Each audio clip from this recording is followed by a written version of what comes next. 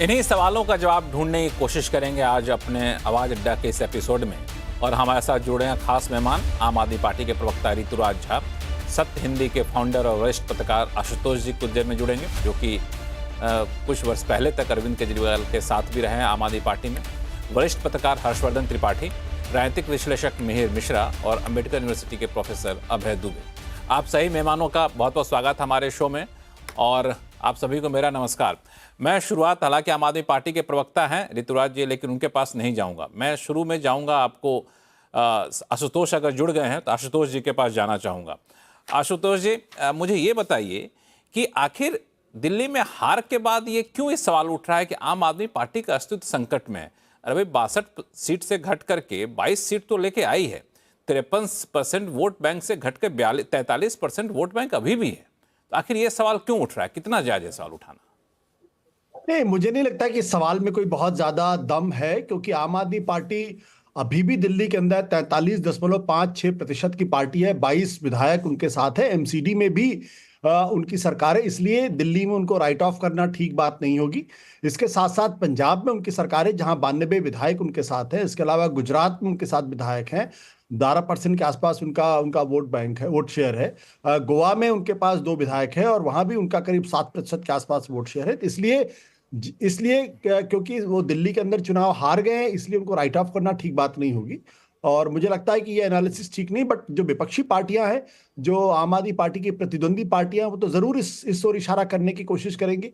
इसलिए मुझे लगता है कि ये बात थोड़ी थोड़ी जातीय आम आदमी पार्टी के साथ कर रहे हैं, ऐसा मुझे लगता है। थोड़ी जाति कर रहे हैं आम आदमी पार्टी के साथ। हर्षवर्धन त्रिपाठी, आप भी यही मान रहे हैं कि जाति हो रही है, क्योंकि अभी भी तो है, सीटें हैं, वोट बैंक है।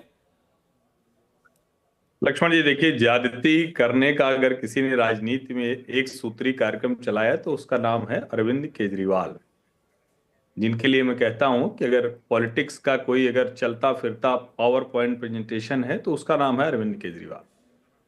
अब जाहिर है, ये तो हम भी मान रहे हैं कि भाई अभी भी 43% से अधिक मत है। अभी भी पंजाब में उनके पास 92 विधायक हैं। अभी भी गुजरात में उनके पास 4 विधायक हैं। लेकिन सवाल यह है कि हम कैसे देखें, एक जो ढलान पर जा रहा हो उसको देखें या जो एक चढ़ाई की तरफ चढ़ रहा हो उसको देखें। हम जिस अरविंद केजरीवाल को अभी तक देखते रहे हैं वो चढ़ता हुआ अरविंद केजरीवाल, नंबर से बहुत फर्क नहीं पड़ता है। लेकिन अरविंद केजरीवाल की साख शून्य हो चुकी है। अरविंद केजरीवाल अब उधारी की साख पर जिंदा है। अरविंद केजरीवाल अब सिर्फ भ्रम रह गए, और वो भ्रम ऐसा है कि वो हारे, ठीक है, उनके शिक्षा मॉडल वाले मंत्री जी हार गए, स्वास्थ्य मॉडल वाले मंत्री जी हार गए, गत्ते के ईवीएम के जरिए ईवीएम हैक करने वाले सौरभ भारद्वाज हार गए, तो बचा क्या है? और फिर मैं कह रहा हूं, राजनीति में कोई भी जिंदा हो सकता है, कोई भी आगे आ सकता है। अब ऐसा हम थोड़ी नहीं कहें कि कम्युनिस्ट पार्टी मर गई है, ऐसा नहीं है। उनकी भी देखिए केरल में सरकार है, ऐसा नहीं है, कई जगह वो जीत जाते हैं, विधायक वगैरह जीत जाते हैं। लेकिन स्थिति यह है कि पोलित ब्यूरो के सदस्यों को राज्यसभा भेजना है तो कैसे भेजेंगे, इसका जुगाड़ नहीं मिल पाता है। और मुझे भी इसका जुगाड़ नहीं दिख रहा है कि अरविंद केजरीवाल कहां से राज्यसभा जाएंगे, क्योंकि दिल्ली में तो कोई विधान परिषद होता नहीं। होता भी तो जो सत्ताधारी पार्टी होती उसका प्रभाव होता, वोटिंग वाले में होता, चाहे तो अपर हाउस तो यहां है नहीं। फिर अब जो राज्यसभा के सांसद है 2028 तक सब बुक है, पंजाब की सीटें, क्या उनको किसी को डिस्टर्ब कर पाएंगे? प्रयास तो पहले दिन किया उन्होंने। और ताकत किसी नेता की कैसे होती है कि क्या भगवंत मान, क्या 8 के 8 राज्यसभा सांसद, किसी एक ने आगे बढ़कर कहा कि अरविंद जी हमारे बड़े महान नेता हैं, इनके बिना तो देश की राजनीति चलेगी नहीं, इसलिए हम इनको चाहते हैं कि अपर हाउस में जाएं। ऐसे देखिए ना लक्ष्मण जी, ये फिनोमिना खत्म हो चुका है।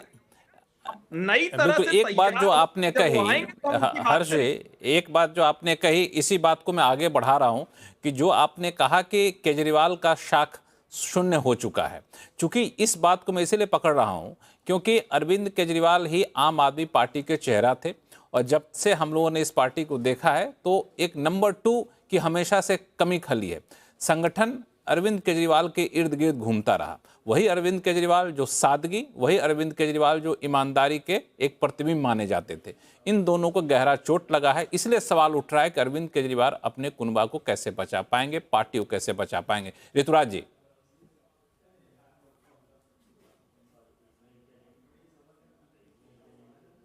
हेलो। जी ऋतुराज जी बताइए।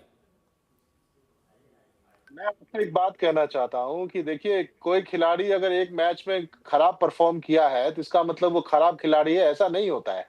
राजनीति में उतार चढ़ाव होता है। अरविंद केजरीवाल जी अभी भी बहुत पॉपुलर है।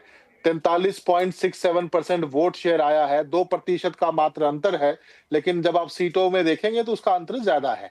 तो मैं आपसे एक बात कहना चाहता हूं कि अरविंद केजरीवाल वो पॉलिटिकल एंटरप्रेन्योर हैं जिन्होंने आम आदमी पार्टी को बनाया। 10 साल के अंदर में ये पार्टी आज दुनिया की फास्टेस्ट ग्रोइंग पार्टी है।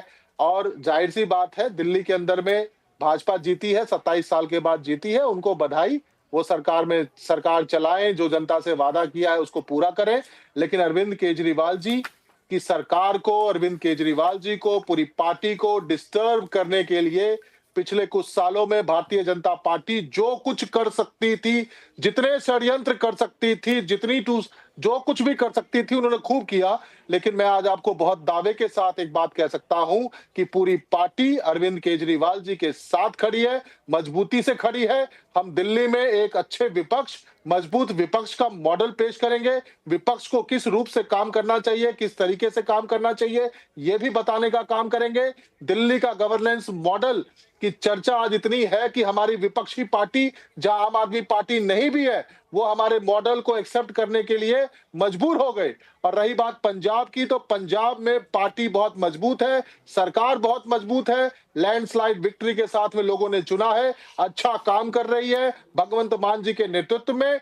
और जितने वादे पूरे कर सकते हैं किया है, जो बचे हुए हैं वो भी आपको दिखेगा। आने वाले समय में बाकी वादे भी पूरा करेंगे और बहुत मजबूती के साथ अरविंद केजरीवाल जी और आम आदमी पार्टी का जो मॉडल है, शिक्षा, स्वास्थ्य, बिजली, पानी, फ्री बसेस, ये जो ऐसा मॉडल इन्होंने पेश किया, एकमात्र सरकार है, नीति आयोग ऋतुराज कहती है, जी, जिसकी शिक्षा व्यवस्था सबसे अच्छी है, स्कूल सबसे अच्छे हैं। ऋतुराज जी, मैं तो आपने हमें जो किसी से बातें सर्टिफिकेट कही की वो जरूरत बातें नहीं है। मैंने अपने शो में शुरू में ही मैंने कहा कि आम आदमी पार्टी के पास अभी भी वोट बैंक है, आम आदमी पार्टी के पास अभी भी सीटें हैं, इसलिए अस्तित्व के संकट की बात क्यों उठती है। लेकिन जो मैंने आपसे पूछा, मैं चाहूंगा कि थोड़ा सा सटीक जवाब दें कि जिस शख्स के इर्द गिर्द पूरी पार्टी घूमती रही वो शख्स हार जाता है, और वो भी अपने ही विधानसभा क्षेत्र चुनाव हार जाता है। वो शख्स जो ईमानदार छवि और सादगी की पहचान था, उसकी छवि को धक्का लगता है और जनता भी इस धक्के को स्वीकार कर रही है, जो कि चुनाव नतीजे में दिखा। इसी वजह से सारे सवाल उठ रहे हैं, इसको कैसे रिगेन